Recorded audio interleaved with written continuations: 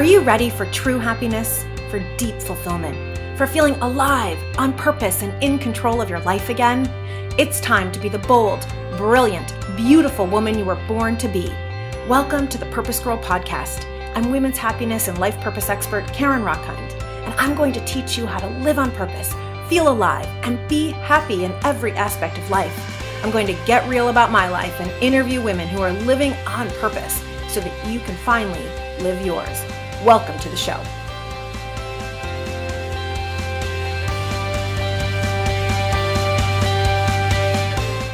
Just love yourself.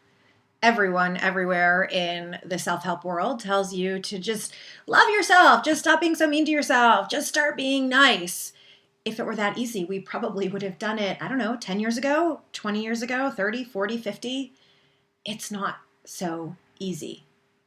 And it's absolutely critical to living a life of purpose. It's absolutely critical to being happy. How can we be happy if we're constantly saying cruel things to ourselves, looking in the mirror and saying, oh, look at my thighs, or yuck, another pimple, another gray hair? Or you're constantly ruminating about the meeting you had yesterday. Oh, why did I say that? Oh, I should have said something different. We cannot be happy. We cannot live our purpose if we do not love ourselves. The biggest question is how, and that is the topic today of the PurposeGirl podcast. I am super excited to introduce all of you to Stacey Hoffer. Stacey is the director, teacher, and a certified self-love guide at the Path of Self-Love School. After earning her master's in leadership development and working in corporate America as a trainer and change management consultant, she received her coaching certification from the International Coaching Academy and founded Soul Alignment Living. And through the Path of Self-Love School and her own coaching programs and her sacred divine feminine circles, Stacey has guided hundreds of women to trust their inner wisdom, to speak their truth, to deepen their self-love, awaken their own feminine wisdom, and live in alignment with their heart and their soul. She has been modeling and teaching her 2 children how to love themselves for the past 10 years.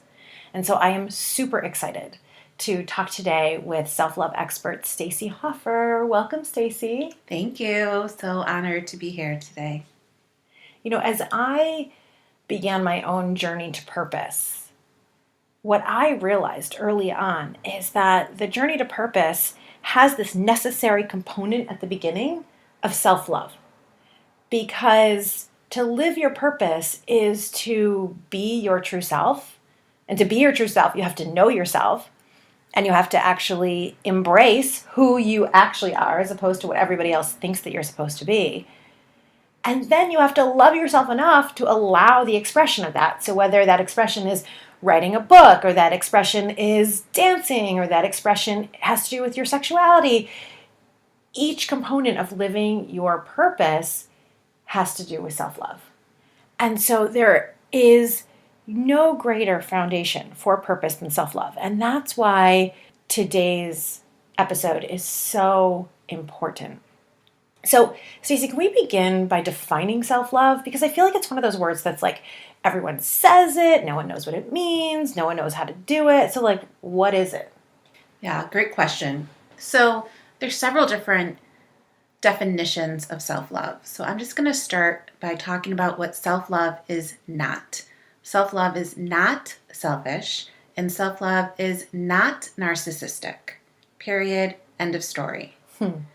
In the most simplest terms, self-love is love, the same love that you would give to a child or give to a partner or a family member or a friend. It's that same love, but you're directing that love to yourself.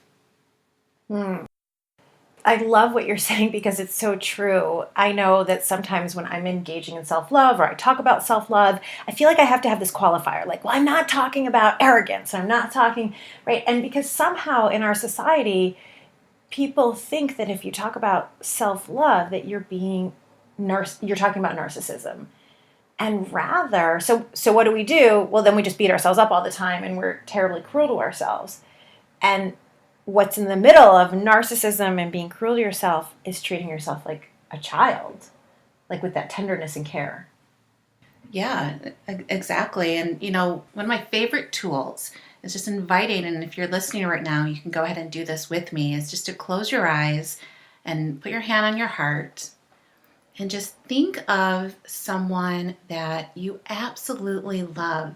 It could be a person, it could even be a four-legger, right? And just feel yourself beaming love to this person, right? Sending them love and compassion, kindness, only wishing the best for them and that they take care of themselves and that all of their dreams come true.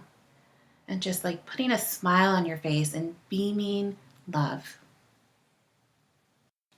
I love this. I don't even want to come out of it. It feels so good. Just notice what this feels like. And now imagine whoever it is that you're beaming love to holds up a mirror, and all of that love is now the same love that you have been beaming out to somebody else is now coming all the way back to you, and that you are loving yourself the way that you would love another person. And notice how that feels. Being compassionate to yourself like you would be compassionate to this person. Being kind and gentle, understanding. Wanting yourself to take radical self-care actions. Wanting you to have all of your heart and soul desires come into form. And just notice what's happening in your body. Notice if you're trying to deflect it at all. Right? Even in old patterning, right? My heart starts to beat enough, and it's like the inner critic was like, "What? Oh, I don't know if I'm worthy of that much love. I don't know. Like I can give it away, but really that much love to me?" And it could be really challenging. And I love this really short practice because you can see, especially as women, where we give and we give and we give to others. And self-love is really a practice to pause and give ourselves permission to also receive. So we don't become depleted. Right? And as women, we give and we give and we give, and it's beautiful. But we need to give and receive to refuel our life force energy, to refuel our energy tanks, to refuel our chalice. That is so beautiful. I had the image as you were so beautifully guiding us through that, Stacey. I had the image of a baby who, when a baby is on the changing table, we give little massage to the calf and we rub lotion all over the baby's, chunky thighs and feet. And I had that same moment of, imagining that coming back to me and then feeling like I don't deserve that, or I shouldn't ask for that, or shouldn't spend money on that. And then I went, wait a minute, right? Listening to what you were saying, it's so true that we treat others with so much love and so much tenderness, and it's like we have a wall up to receive that back. And receiving, I have been teaching receiving practices, as you know, to my clients for a very long time.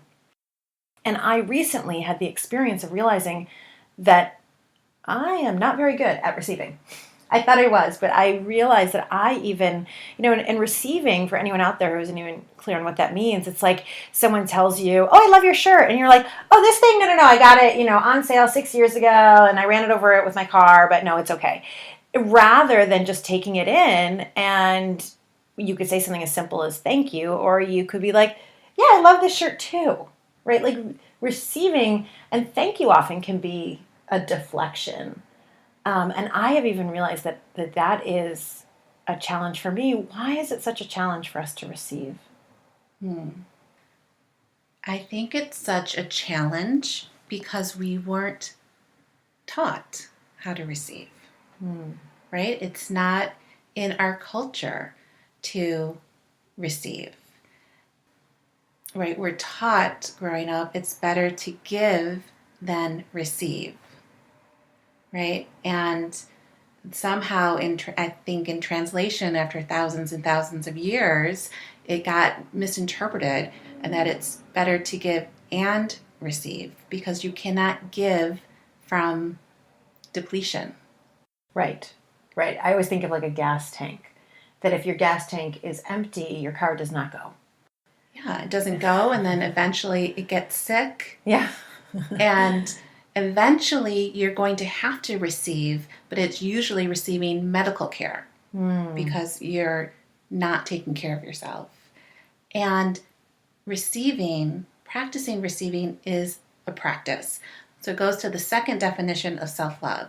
So self-love is a path, a practice, and a choice. Right? It's not like, oh, today I'm going to love myself, magical pill, now I love myself. No, it's a path, it's a journey, and it's a practice. So just like any aspect of self-love is a practice, practicing receiving is a practice. It's an art, the art of receiving. And the best way to receive from others, right, to receive support, is to practice asking yourself, and this is like one of my favorite self-love practices, it's key to anything that we do at the Path of Self-Love School, is to do a very simple practice. It takes less than a minute, which is, again, closing your eyes and putting your hand on your heart. This is your inner wisdom position. So being able to access your inner wisdom or inner guidance, your loving truth inside of you. You can do this every day before you even get out of bed. And just ask your heart, your inner wisdom, what do I need to receive today? And no matter what time you're listening to this, you can even ask yourself, what do I need right now? And just take a breath and just listen if you can hear like a whisper of your inner wisdom. What do I need to receive right now? And listen if you hear anything. And if you haven't been having conversations with your inner wisdom, chances are you might not hear anything, and that's okay.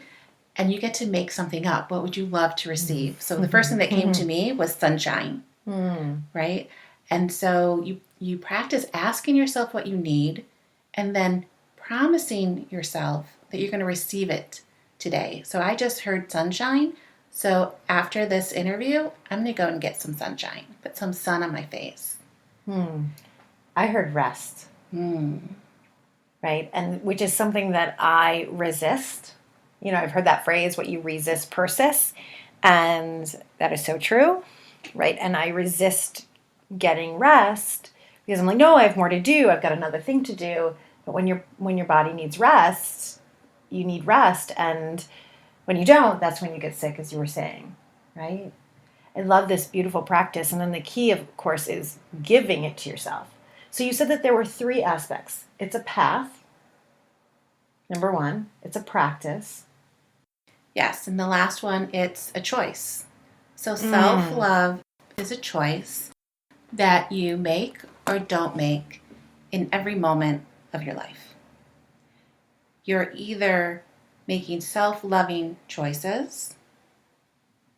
Well, I'm not going to do I don't want to be duality, this or that, but when we're living in our day-to-day life, we have so many old patterns and old stories and outdated operating systems inside of us that tend to lean, if we're not intentional, to self-sabotaging habits or self-sacrificing habits or self-neglect. And so self-love is that moment when you choose a self-loving action or a self-loving thought or have a self-loving feeling over the fear and the shame and the blame and the criticism and the pressure. And it's making that moment and choosing that self-love action. And it doesn't mean that criticism, that self-criticism or that inner critic or what we call at the school, your inner mean girl doesn't show up, right? It doesn't mean that your inner critic isn't going to be... goes away for the rest of your life. Yeah. But I used to think that, once I study this, it's going to be gone forever. I'm never going to say mean things to myself again. And that is, I'm waiting for that day, and it's been 6 or 7 years for me. So yes. So women come to me and say, they want to work with me, and they say, how do I kill my inner critic? Or how do I kill my inner mean girl? Mm-hmm. And I say, well, I have good news, but you don't kill your inner mean girl. You don't kill your inner critic. You don't kill that negative, mean voice in your head. You love it. You love it with all your heart. And people are like, what? I don't want to love that inner voice. She's so mean and she's so critical. She's ruining my life. I'm not going to send her love. But that inner critic and that inner mean girl inside of you is craving love, is craving your attention. She is there trying to be seen, because underneath that voice, there's a need that's not getting met, or there's a fear that is stuck inside of your body. And so the best thing to do is to be still, and literally sometimes as if I'm cradling a baby, just loving this part of me that's scared of being seen, or scared of rejection, or scared that I'm going to make a fool out of myself.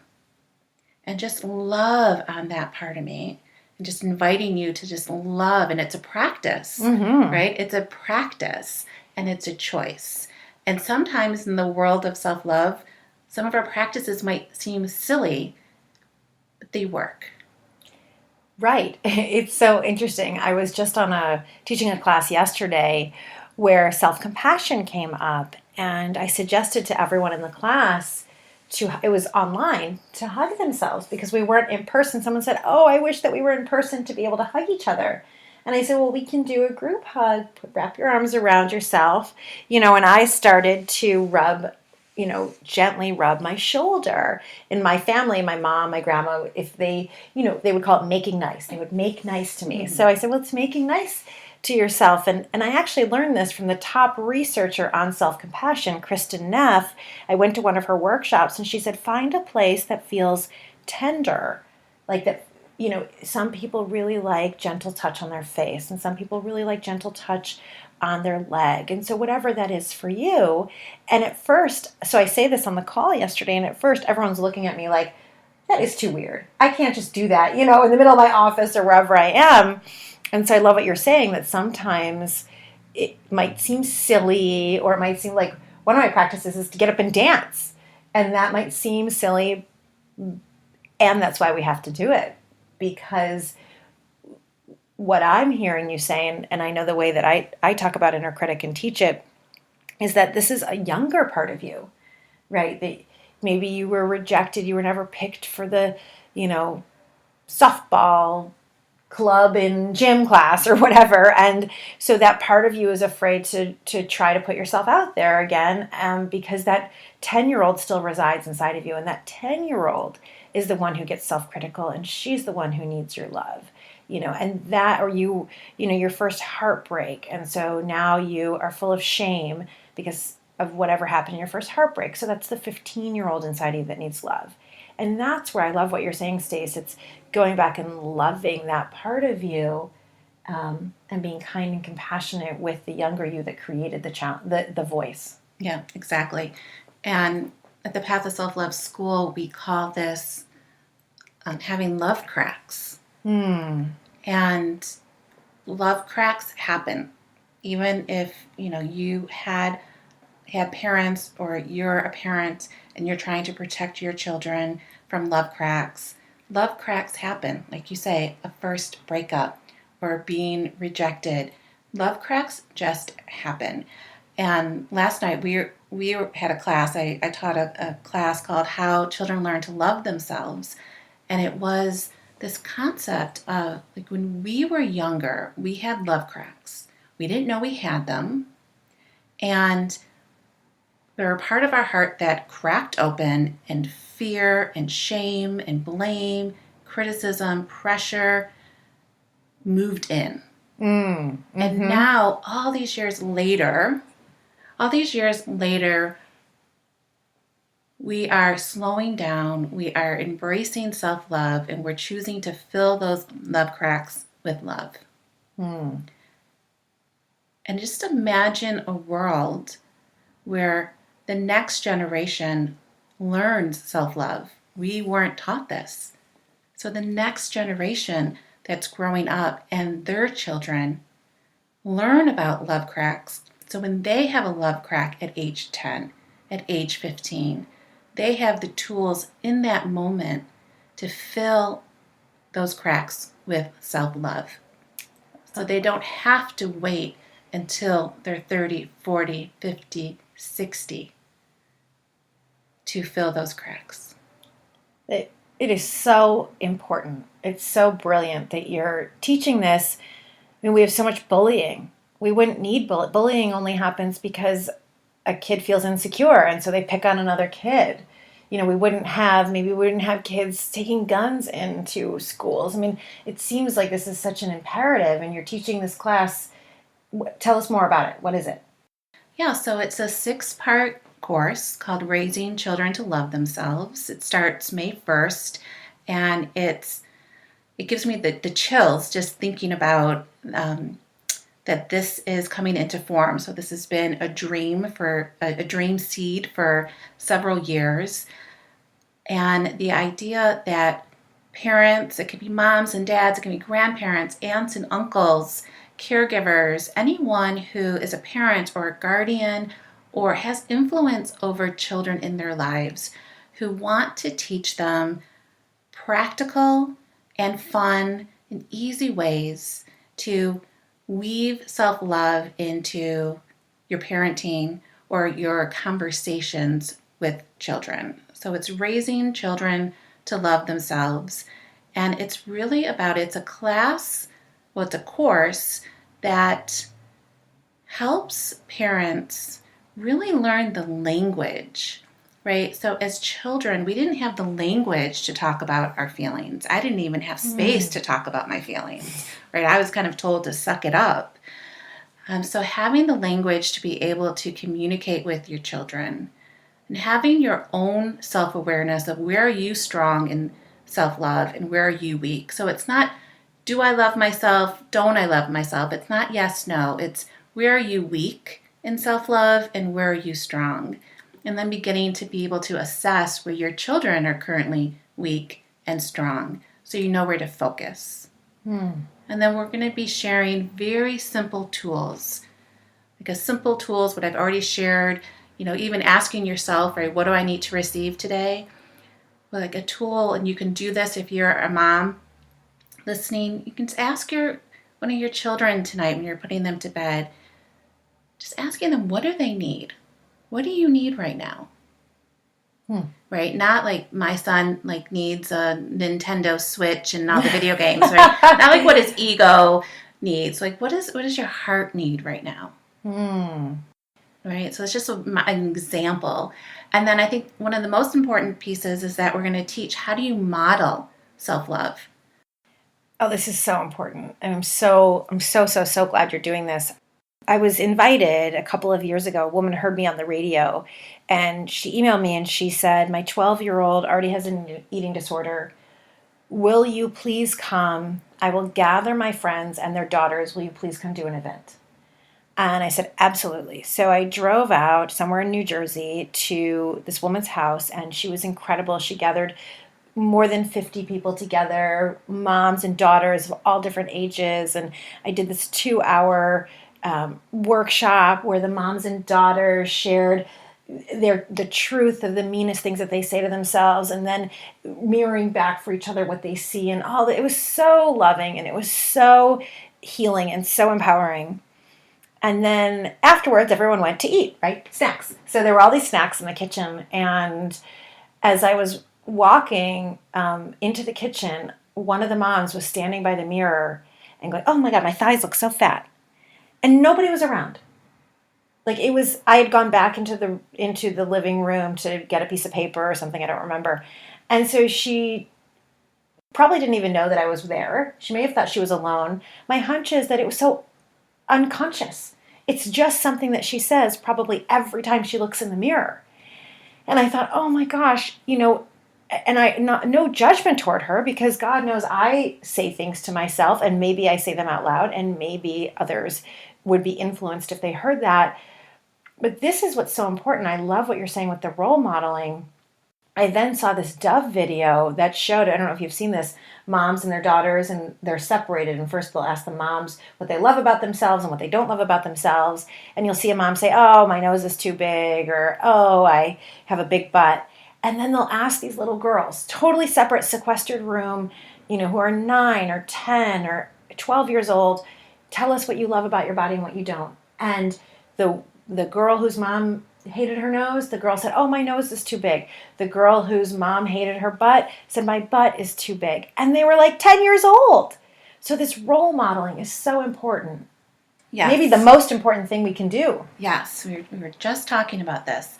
There is a direct correlation between where you are strong in self-love and where you're weak in self-love, and where your children are going to be strong in self-love and weak in self-love. And the great news is that self-love is a path, a practice, and a choice. And so you can learn really simple yet powerful transformational tools and practices to shift, or not to shift, to strengthen your self-love foundation.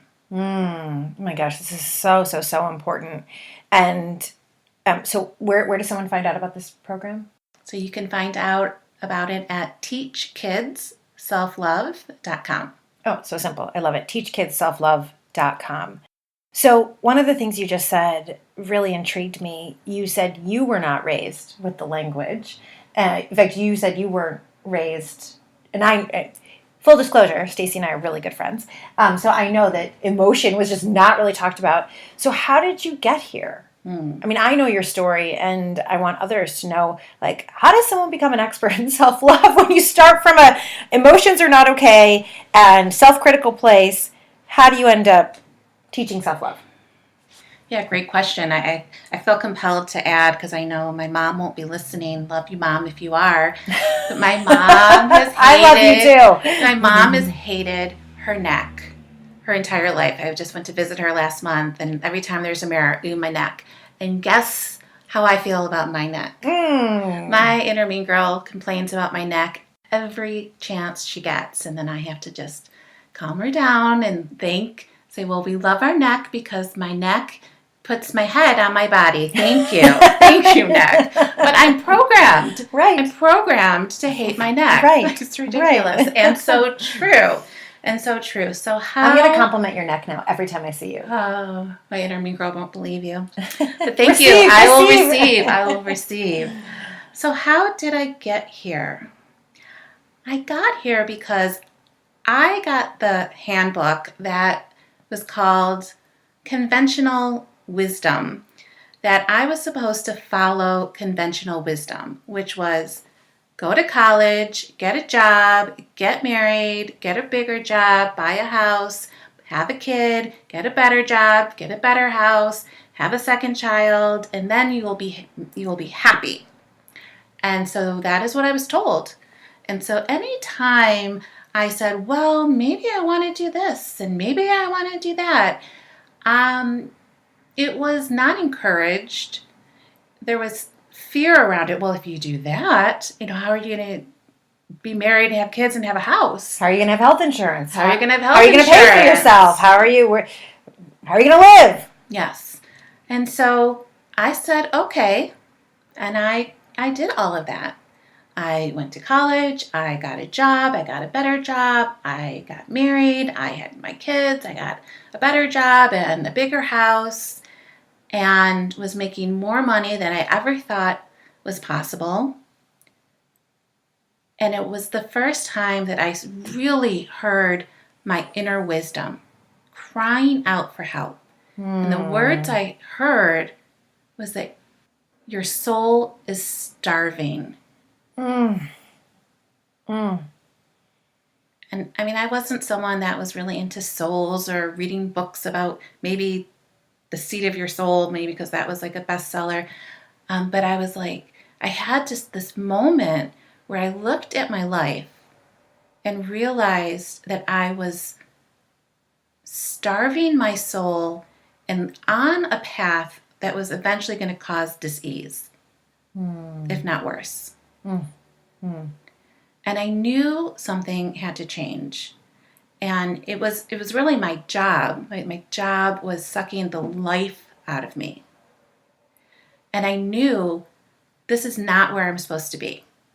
And I had no idea how to make any movement, because every time I tried to figure out how I can leave my job, I did the math and it looked like we wouldn't have health insurance, right? Because I was the breadwinner. And then I was listening to like a telesummit, and Christina Rilo was being interviewed. And I don't know what she said, but it made me respond by sending her an email. And she responded back saying, I'm going to be in Chicago next week. Do you want to have breakfast? And we had breakfast. How amazing is that? And I asked her to be my first social media client, which was kind of my way out of corporate America. And she was launching Self-Love Day. And so I started working with her and learning about self-love. And it was just like everything that I heard was like, yes, yes, yes, yes. Like, are you taking care of yourself? Are you getting what you need? Are you being compassionate with yourself? Are you expressing yourself? I was not expressing myself. I didn't even think I had permission to speak my truth back then. Right. So it's not that you were saying yes to all those questions. It's that as she asked these questions, your soul said, yes, that's what I need. I need that compassion. I need that expression. I need that forgiveness. Yeah, it was as if I'd been living under a rock my whole life. Yes. Having the wrong conversations. Yes. Yes. So well said. And this was, I didn't know it was like the first couple of steps on my path, but it was a path back to myself. And it was like this opening that said, Stacey, what does your heart and soul desire? Stacey, why are you here?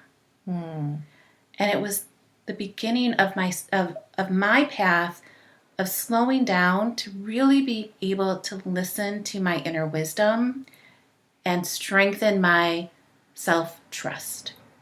We live in a world where everyone is telling us what we should do, right? The media, social media, the amount of information that's coming at us, everything tells us we don't know what's best for us. Buy this product. You don't know what's best for you, right? Go to this doctor, whatever it might be.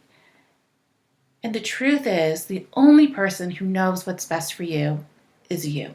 And so self-love is a path to slow down and listen to your truth and to trust that no matter what. And this is why I think it's so linked to purpose.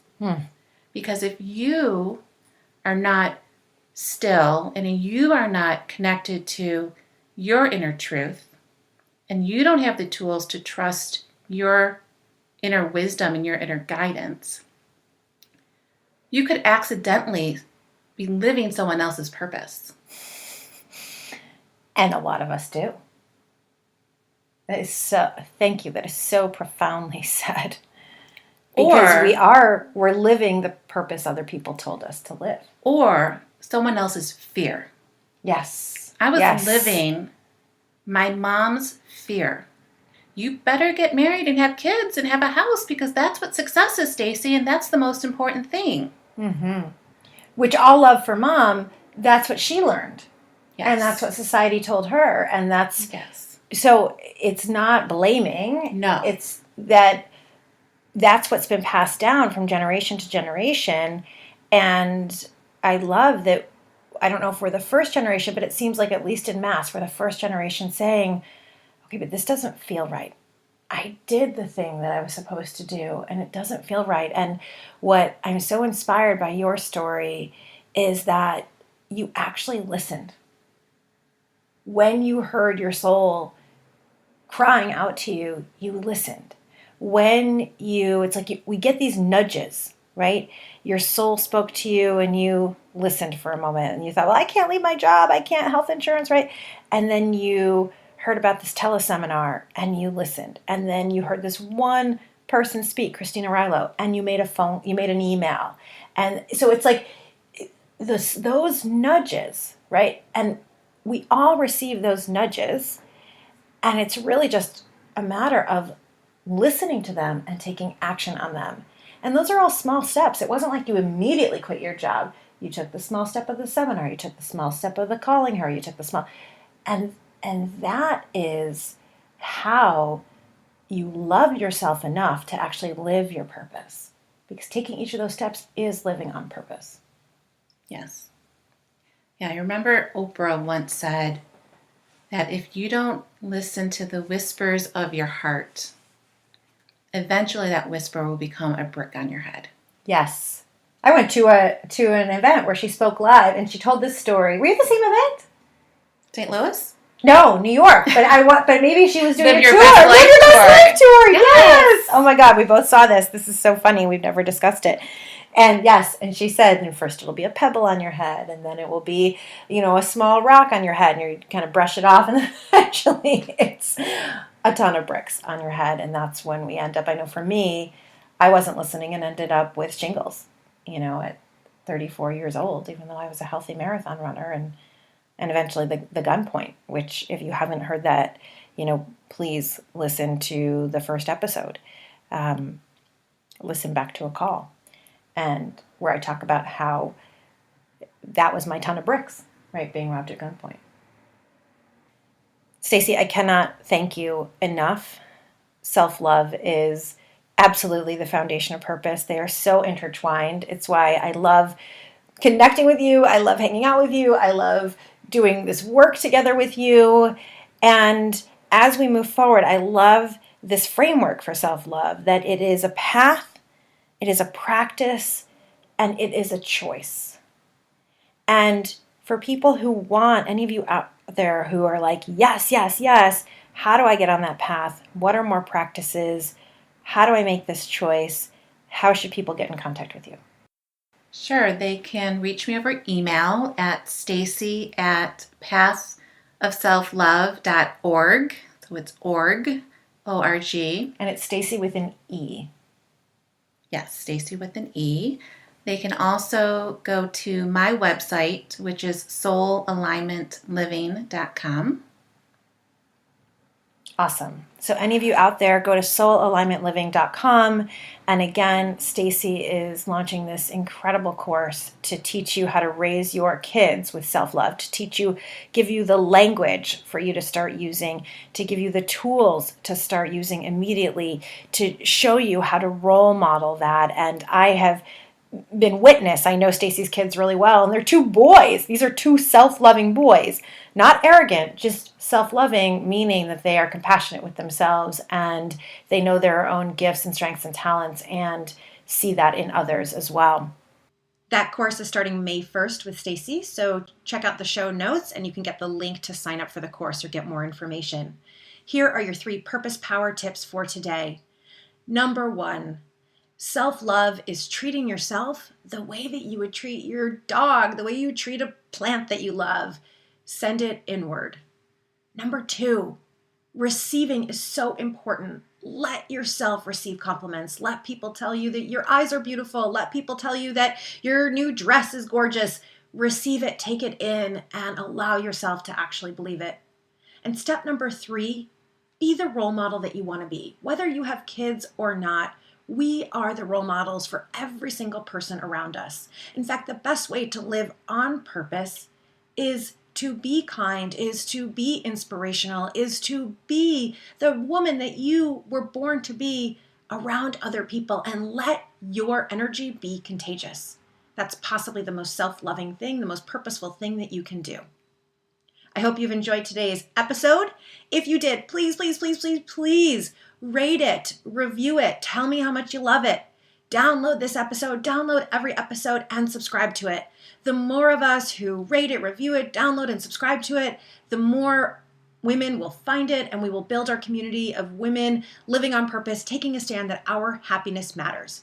And of course, if you want more from me, go to PurposeGirl.com. My free Living on Purpose guide is there, and it's my honor to serve you. Thanks so much for listening. Thanks so much to Stacey. Love you so much. May you live purposefully. May you love yourself, and may you love life. Bye for now.